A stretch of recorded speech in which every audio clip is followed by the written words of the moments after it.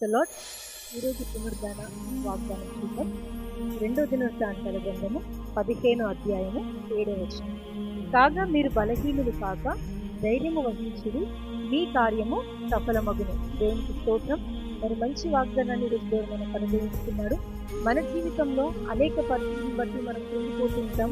మనకున్న అప్పులను బట్టో, మనకున్నటువంటి రోగాన్ని బట్టో, మనకున్న సమస్యలను బట్టి మనం ఇందులో నుండి బయటికి వస్తామో లేదో, మనం జయిస్తామో లేదో అని అనేక విషయాల్లో మనము కృంగిపోతూ ఉంటాము.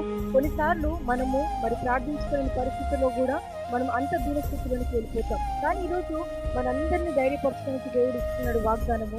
నువ్వు ఏ స్థితిలో ఉన్నా, నువ్వు కృంగిపోయే స్థితిలో ఉన్నా, నీకు ఓటమి తప్పని పరిస్థితిలో ఒకరి నీ జీవితంలో వచ్చినా కూడా నువ్వు దేవుని పైన ఆధారపడి దేవునికి నీ సమస్యను దేవునికి చెప్తే ఖచ్చితంగా దేవుడు దాని విషయంలో మార్గం సరళం చేస్తాడు.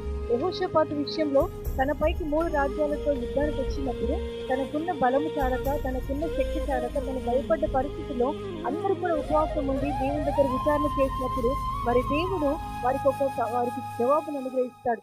మీరు స్తుతించేటువంటి బృందాన్ని ముందు పెట్టుకొని మీరు రేపు యుద్ధానికి వెళ్ళమని చెప్పినప్పుడు యెహోషాపాతు దేవుడు చెప్పిన రీతిగా చేయడం వల్ల అద్భుత రీతిగా 3 రాజ్యాల నుండి మరి వారిలోనే విరోధం రేపి వారికి వారే చంపుకునే రీతిగా చేసి ఎలాంటి యుద్ధము చేయకుండా గొప్ప విజయము యెహోషాపాతుకు దేవుడు అనుగ్రహించారు.